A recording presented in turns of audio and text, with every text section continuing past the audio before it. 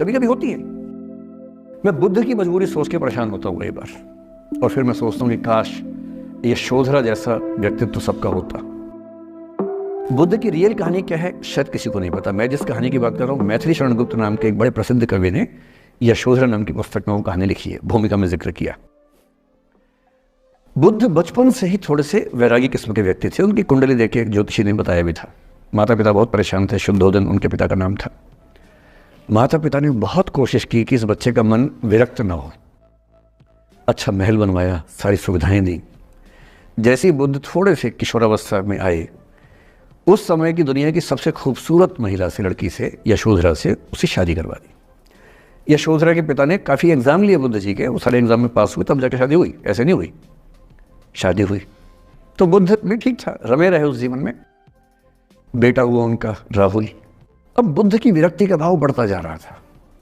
29 साल की उम्र के आसपास ऐसा हुआ कि उन्होंने एक मृत व्यक्ति को देख लिया, एक बूढ़े को देखा, एक भिखारी को देखा, एक बीमार को देखा। विरक्त हो गए और उनका मन हुआ घर छोड़ दूं, ज्ञान की खोज में चला जाऊं। अब ज्ञान की खोज में जाएं, उनको पता है कि भाई मेरी पत्नी भी है, मेरा बेटा भी है, राज्य भी है, कैसे छोड़ दूं? छोड़ना जरूरी है। अंदर की आवाज है कि छोड़ो, तुम इस चीज के नहीं बने हो, तुम्हारा स्वधर्म कुछ और है।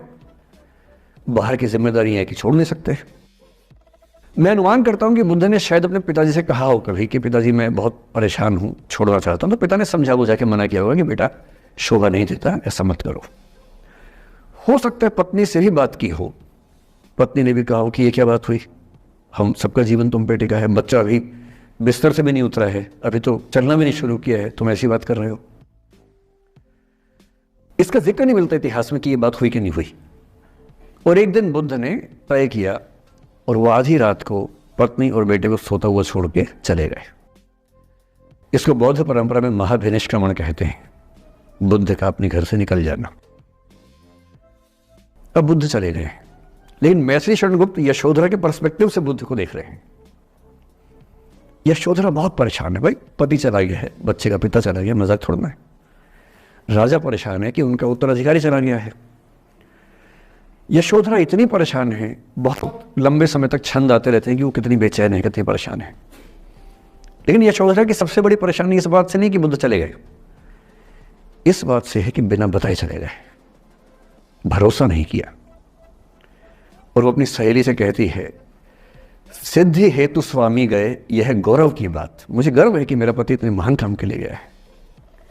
सिद्धि हेतु स्वामी गए, यह गौरव की बात, पर चोरी चोरी गए, यही बड़ा व्याघात। सखी सखी वो मुझसे कहकर जाते, कह तो क्या वो मुझको अपनी पथ बाधा ही पाते, क्या मैं रास्ता रोकती उनका? उसके मन में ये मलाल है कि बिना बताए चले गए। वो इस भाव को लेट गो नहीं कर पा रही है, परेशान है। फिर बुद्ध को ज्ञान मिला। 6 साल की तपस्या के बाद बोधगया में बोधि वृक्ष के नीचे ज्ञान मिला। बात फैल गई।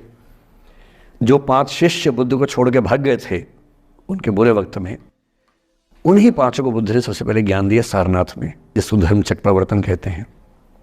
बुद्ध की ख्याति बढ़ने लगी। शुद्धोदन ने बुद्ध के पास, अपने बेटे के पास कई लोगों को भेजा ये कहने के लिए कि भाई यहां भी तो आओ, हमसे भी तो मिलो। बुद्ध का ऐसा प्रताप था कि जो उनके पास जाता वो बुद्धम शरणम गच्छामि हो जाता, वापस ही नहीं आता।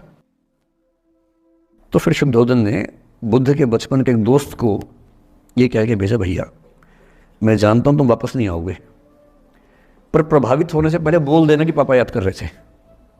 तो वो गया, उससे वायदा निभाया, हो तो गया, बुद्ध के संग में दीक्षित हो गया, पर वायदा निभा दिया। तो बुद्ध ने कहा जरूर जाऊंगा, पिताजी की आगे तो जाऊंगा ही जाऊंगा। बुद्ध पहुंचे अपने कपिल वस्तु, जो अपना इलाका था, वहां पहुंचे। पूरे कपिल वस्तु में, नेपाल सिद्धार्थ नगर से नेपाल जाएंगे तो नेपाल बॉर्डर पे कपिल वस्तु है। मैं देखने गया था वो जगह जहां बुद्ध पैदा हुए थे, बड़ा सुंदर स्थान है, आप भी जाके देखेंगे अभी। तो बुद्ध पहुंचे रात को, एक धर्मशाला में रुके। अब वहां हल्ला मच गया कि राजा का बेटा धर्मशाला में। बुद्ध ने कहा, भाई मैं देखो राजा का बेटा बन के नहीं आया हूं, मैं बुद्ध बन के आया हूं। सुबह उठ के भिक्षा मांगने लग गए उस इलाके में, अपने ही पिता के राज्य में। पिता ने सिर पीट लिया कि भाई क्या कर रहे हैं। फिर बुद्ध ने सूचना भिजवाई कि मैं बुद्ध हूं, बेटा हूँ संयोग से, ठीक है मैं आ रहा हूँ मिलने के लिए, पर मैं बुद्ध होके आया हूँ, मेरी चर्या है, नियम है, मैं भिक्षा से ही जीवन जीता हूँ अपना। ठीक है, पिताजी ने कहा चल कोई बात नहीं। फिर बुद्ध गए पिता से मिलने, पिता से मिले, सबसे मिले, भरी सभा में, लेकिन यशोधरा नहीं आई मिलने के लिए, लेट गो नहीं कर पा रहे थे। उसके मन में दर्द था, छुप के क्यों गया, बता के जाता। बुद्ध ने पूछा पिता से कि यशोधरा कहाँ है, तो बोले कि वो कह रही है कि अगर बुद्ध मिलना चाहेंगे तो खुद ही मिलने आएंगे मुझसे, मैं क्यों जाऊंगी भाई, आत्मसम्मान भी तो कोई चीज़ है, मैं क्यों मिलने जाऊंगी। तो बुद्ध मिलने गए। सोचिए कमरे में यशोधरा बैठी है, राहुल साथ में। अब राहुल थोड़ा सा बड़ा हो गया है, 6-7 साल का है। बुद्ध गए हैं। अब आपके मन में आ रहा है कि बुद्ध वहां जाके बोलेंगे सॉरी मैंने गलत किया, I hurt you, I really feel sorry. बुद्ध है वो बुद्ध, वहां जाके क्या बोल रहे पता है, भिक्षाम देहि, भिक्षा दो। और यशोधरा कितनी महान महिला रही होगी, उसने अपने बेटे का हाथ बाप के हाथ में दे दिया। लेट गो का इससे महान उदाहरण दुनिया के इतिहास में नहीं है कि चलो आखिर तुमने आके झुक के कुछ मांगा तो सही। उसकी जितनी ईगो थी, अहंकार था, सब विगलित हो गया। और जो औरत परेशान थी कि मुझसे बिना बताया गया, उसने अपने बेटे को दे दिया कि इसको लेके जाओ, क्योंकि मैं जानती हूं कि तुम महान काम कर रहे हो, और तुम महान काम कर रहे हो तो मैं क्यों बीच में आऊंगी भाई। मेरा पति महान काम कर रहा है तो मुझे खुशी होनी चाहिए, और तुम्हारी उस खुशी में मैं क्यों पीछे हटूं। बस मुझे भरोसे में लेके जाते तो और खुश होती।